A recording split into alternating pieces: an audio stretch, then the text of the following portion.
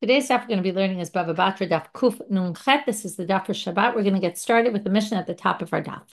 The Mishnah is a continuation of the previous Mishnah with a house that falls, but each time we're going to have a bit of a variation about who the house falls on and what the monetary debates are. So we have a house that falls ala va'alishto on a person and his wife.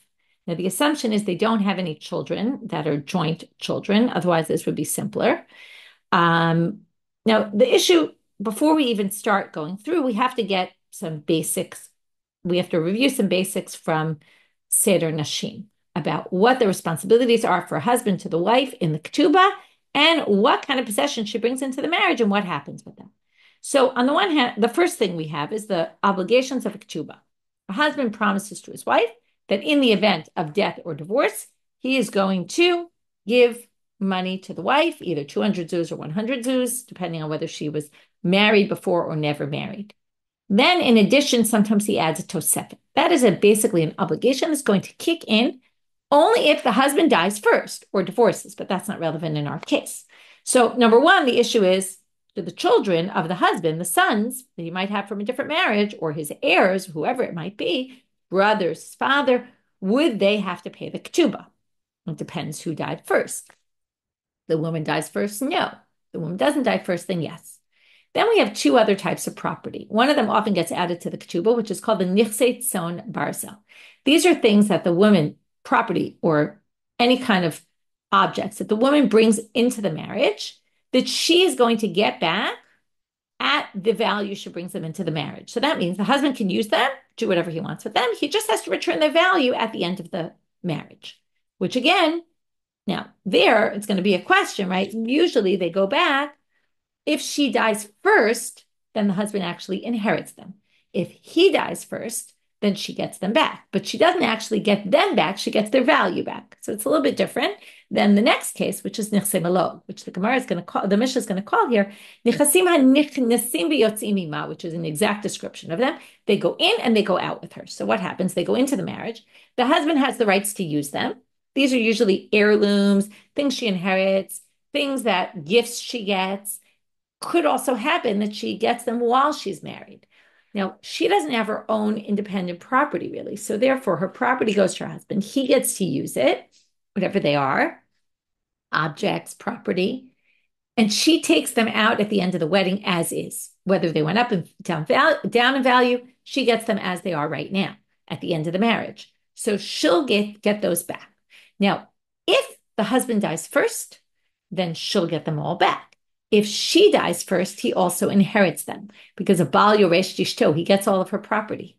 So it's very important to know, number one, does she get the ketubah?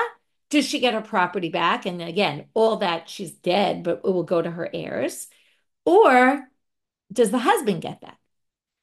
So let's see what the Mishnah has to say. Nafal habayit alav v'alishtos, if the house falls on both of them, yorshei habal ombrim isha meta rishona. So obviously his heirs are going to say, she died first, which means no obligation for ketubah. He inherits all her property and they get everything. V'achar kach meta bal, right? And then the husband died after, and now we inherit him, and he had already inherited her. Yorshei isha ombrim bal met rishon, v'achar kach meta isha. The heirs of the woman, her brothers, let's say, what do you mean? Or she had sons maybe from a different marriage. The husband died first. He owes her all the ketubah money. So from his estate, we're going to collect all that stuff. Plus, she gets her possessions back. And then she died only after. So we get all of her stuff. Beit Shammai Omrim, like in the previous Mishnah, Yachloku, we don't know what to do. We split it 50-50. But Beit Hillel Omrim, Nichasim b'chezkatan, Ketubah b'chezkat yorshei ha'bal, Nichasim v'nechnetzim v'yotzim ima b'chezkat yorshei ha'av. Okay, I read to the end because okay, I'll read the words literally. The property, which doesn't describe what property, remains in their chazaka, where they are, which we don't know what that means. The ketubah goes b'chezkat yorshei ha'bal. That is because it's an obligation owed by the husband's family to the wife in the event that he died first. And we don't know if he died first or not, so it stays where it is. They don't have to pay anything. And the property that goes in and out with her, the nichsei malog, that goes to the heirs of the father. Who's the father? We mean the father of the wife, meaning it goes to the wife's heirs. Okay, because that was really, this is what we learned about earlier, Chezkat Mari Kama, the original owner it goes to, and that was the original owner, her family, so her family gets it back. What do we do with these words Nechasim b'Chezkatan? So there's two ways the commentaries read them. One is that it's just a topic sentence. The property goes to whoever has a chazaka on them, which splits up into Ktuba goes one way, Nichsem Elo go the other way. Okay? Ktuba, husband's family, Nichsem Elo, wife's family. That's a very nice, easy way to interpret it. It's clear the Gemara doesn't interpret it that way, and therefore the Rashbam is motivated to say no. And what else is the issue? Well, Nichsei Tzon Barzel aren't listed here at all then.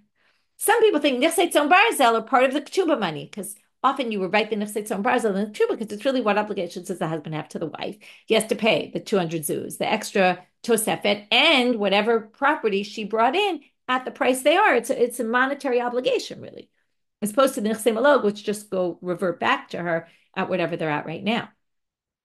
But the way the Gemara is going to clearly understand it, there's three things here. It's not two.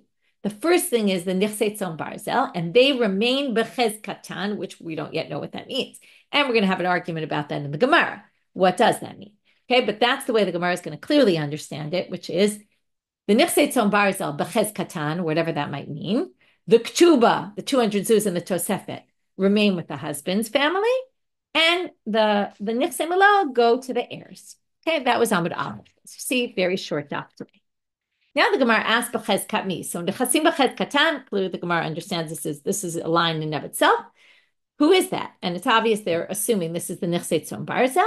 Rabbi Yochanan amar b'Chezkat Yoshei Habal, v'Rabbi Elazar amar b'Chezkat Yoshei Ha'isha. So classic debate between here Rabbi Yochanan and his student Rabbi Elazar. Who's the one who's machzik the Nichsei Tzon Barzel? Now here are the two sides. Because the husband gets the property and just has to, or whatever the nechasim are, whatever possessions they are, and just has to return them at the value they were at the time of the marriage. So it's like a monetary obligation, which means the objects themselves or the land itself is in their domain. They own it. They just have an obligation to return the value of it. So therefore, it's like a chov, and they don't have to, until proven otherwise, they don't have to pay it. Rabbi Elazar says, what do you mean? Because they were hers to begin with, and she gets them back. Now, he could give them back to her directly. He could give her the value, but the fact is they were hers to begin with, and therefore they revert back to her. So Chezkatan could be understood in both ways, and perhaps that's why Rish Lakish says, Rabbi Shimon ben Lakish, Mishum bar Kapara Amar, he quotes bar Kapara as saying Yachloku, which is, now, possibly, this is Beit Hillel holds Yachloku, okay, or because we're not sure what Beit Hillel means, because if he really agreed Yachloku in that one particular case, you should have said, well, I agree with Beit Hillel about this. So, I agree with Beit Shammai, sorry about this. Probably this is an interpretation, since we don't know what Beit Hillel meant when they said b'Chezkatan, so we have to basically split it 50-50, because we really don't know what he meant. And b'chein tani bar kapara, and in fact it appears in a bright in bar kapara's name, ho'il b'halalu ben lirash, b'halalu ben lirash yachloku, because they're each coming to inherit it, so we split it 50-50. Okay, but that's just about the Nichsei Tzon Barzel, because again, it's not clear which direction to put it in. Who's really considered muchzak in those possessions, whereas the Nichsei Malog are clearly hers, because they're her family heirlooms, and or her inheritance or her gifts. And the Ktuba money is an obligation of the husband to the wife, and therefore we're going to view that as an obligation and not, obviously the husband's family is muchzak in that money, because unless you can prove it, we don't have to pay it. Now we get to a new Mishnah. Nafal habayit alav va'alimo. Now we have an only son. Okay, he's the only son to this mother, and we have a widow. Okay, now that means her husband died. She already got back her Nichsei Malog, her Nichsei Tzon Barzel, and her Ktuba money. And if she didn't get it back, she's supposed to be getting it back. Okay? So now that's obvious. That's already given to her. The problem is who died first. Now, let's go through.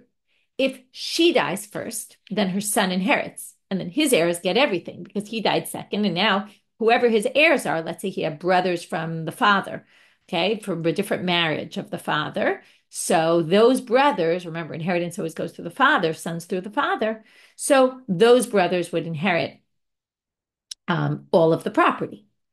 If the son died first and she has no other heirs that are sons, So what will happen? It'll go to her relatives. Her brother, for example, will inherit her. So that's going to be the big debate here. So in this case, what do we say? And they don't even tell you who says, obviously her heirs say she died second, right? And therefore we get her stuff.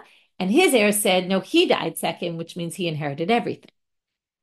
So Eilu Modin Sheachloku. In this case, finally, Beit Shammai and Beit Hillel, what a relief, don't have a machloket. They don't disagree. They both say Yachloku.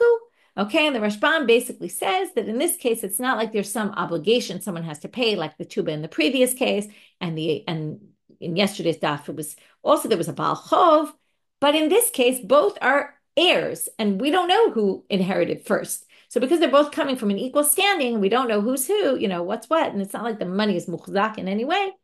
Well, we'll see, maybe it is, but right now we don't know. So we're going to just leave the money and split it 50-50. That's the fairest way to do it.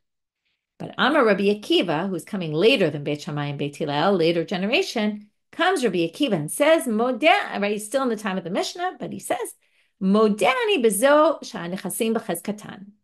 I agree in this case that it goes to the modeh is a bit of a weird usage. Usually it means I agree with some other opinion. What he's saying is I have a different opinion here, meaning I kind of agree that they disagree here. In other words, or that the loss shouldn't be just simply yachloku. Not that he thinks he's reading that into Beit Hillel or Beit Shammai. He's just saying, I think that the one who is in possession of it should keep it.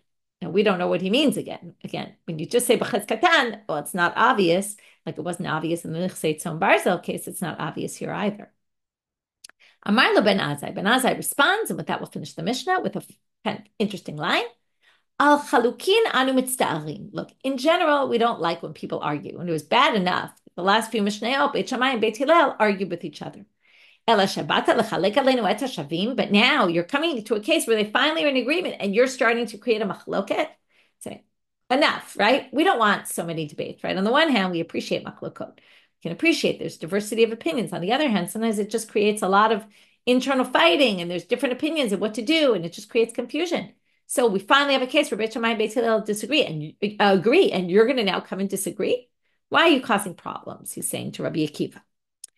Okay, now comes the Gemara. So the first question we have to resolve, the main question is bechezkat, me.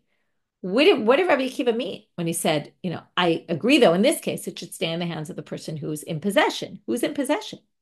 So again, we have a debate. But here it will end a little differently. Rabbi Ila Amar b'chizkat yorshei ha'en. It goes back to the heirs of the mother. Why? Because the mother, we'll see this after, but the mother already, as I said, inherited all these possessions. When her husband died, her possessions that were hers reverted back to her. She also gets her ketubah money. She was muchzeket in all this. So the son's heirs can't just come and take that away from her. And, the son's not alive anymore to inherit her, so we'll leave it with her. Rabbi Zera Amar b'chazkat yorshei haben. The son was waiting all his life to inherit his mother. He was in line to be the first to inherit. So the fact that he maybe died first, but we don't know. So let's call him the muchzah. He was the one likely candidate that was going to get all her money all his life. That's what he thought. So shouldn't it go there? However, even though Rabbi Zera said this, Kisalik, when he went up to Eretz Yisrael, Kisalik Rabbi Zera, if you remember, there was a famous story when he goes, and Rabbi Yehuda doesn't want him to go. But when Rabbi Zera went up to move to Eretz Yisrael, Kam b'shitatei de Rabbi Ila, he decided that he was wrong, and that it really is the way to understand Rabbi Akiva is like Rabbi Ila, that it really goes to the heirs of the mother. And then most people get rid of these next words, Kam Rabba b'shitatei de Rabbi Zera. Okay, so we're just not going to read them. And then Amar Rabbi Zera, Shma Mina, Rabbi Zera says a total non-secretary, says, we can learn from this, Avira dis Eretz Yisrael machkim. The heir in Eretz Yisrael makes you smarter. And therefore, now that I came to Israel, I saw the light. Okay, now I understand the sugya much better. V'tamam, it's a very famous line that the heir of Eretz Yisrael makes you smarter, right? It's a good, you could put it on the marketing for Nefesh B'Nefesh of Kaman Aliyah, you'll be smarter. I don't know if they actually list that as one of the things, but it's a good line. Tamamai, so now they say, well, what was the reason for Abila? Amar Abaye, ho'il v'chzikana chala b'oto shevet. Well, because once the land came back to her, it was already established in this tribe, meaning, let's say she was from Shimon, and then she married someone from Yehuda. And then when he died, it went back to her, and it went back to her tribe. So once it goes back to her tribe, we're going to leave it in that tribe and not kind of move it back again to a different tribe. Most of the commentators say it's not really so tribal related. It's more like what I said before, which is, well, she already got it when the husband was dead. When he died, she already got rights to the possession. So she's really considered muhzeket. And to take that away from her, you would need better proof than just claiming, I think, that the son died, that the wife died first, that the mother died first. Okay, now we get up on something else entirely. Amar lo ben Azai, ala chalukim anu mitztarim, and we're going to derive something from the way Ben Azai spoke, not what he said, but one of the words he used. Amar Rabbi Simlai, Ada Amra, the Rashbam says means Zot Omeret.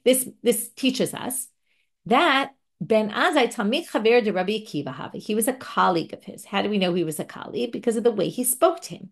De Ka'amrle Shebata. Okay, what does he say to him? Right, we're upset about all the disagreements. It's bad enough. Ela Shebata, but you came. L'chalek aleinu et hashavim. Now, usually when you'd speak to the rabbi, you'd speak to him in third person. You'd say Sheba Rabbeinu.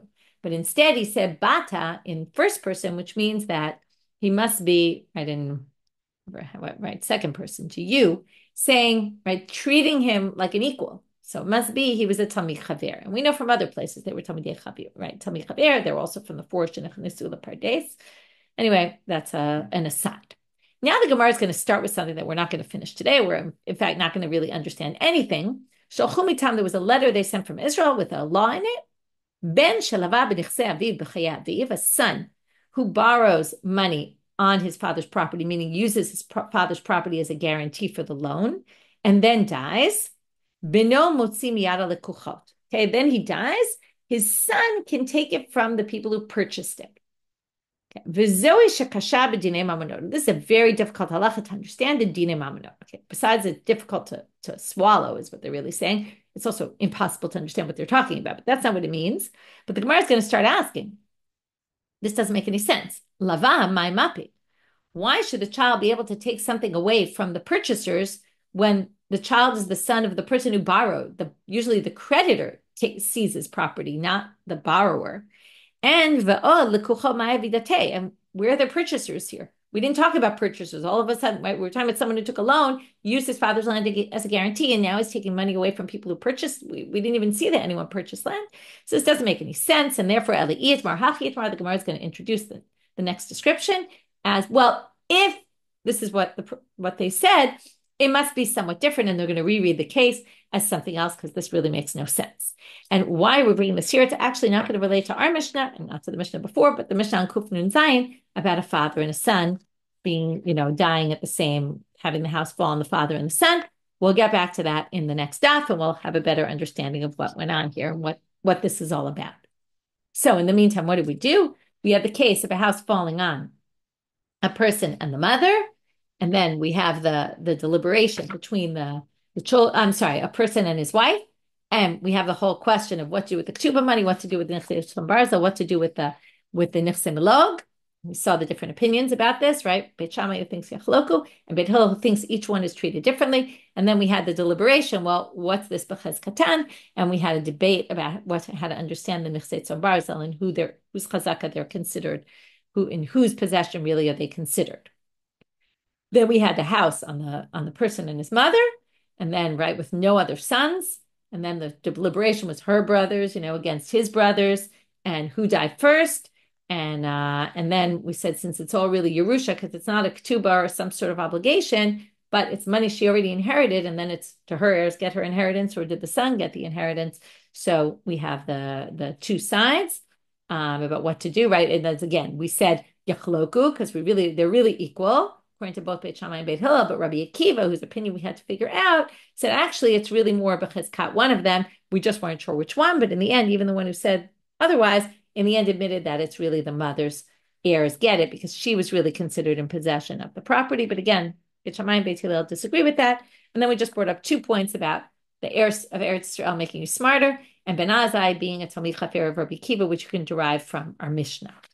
That's it. And then we had that last case, which we really didn't understand. So there's no point to really review something we didn't yet understand, and nor are we expected to understand.